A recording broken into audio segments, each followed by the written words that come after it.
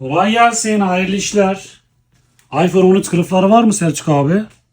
Sana ne oldu ya birden böyle? Ay gözümü tökmüştüm ya. Niye danışsan sen? Abi diksiyon kursuna gidiyorum da o yüzden böyle konuşmaya başladım. Sen bana iPhone 13 kılıfını gösterir misin? İstanbul Türkçe'nde sade hancel pişirir da. Çok teşekkür ederim abi. Bak bunlar var nasıl? Hocam görüyor musun? Uygun mu? Abicim bunlar erkeğe gitmez ama bu arada kuarlı ödeme var mı? Kuar ne daya? He? Abi kuar o etrafa böyle kare olup içi nokta nokta olan işaretler var ya onlardan abi. Ah İstanbul Türkçesi getirmedin mi nece doğalına dönürsen hemen? Ha, Kollu Bey.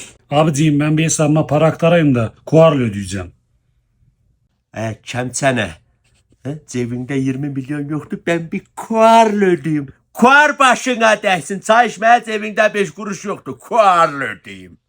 Siz böyle konuşmaya devam edecekseniz ben buradan alışveriş falan yapmıyorum. Ben böyle sohbetlere gelemem. Yapmıyorum alışveriş.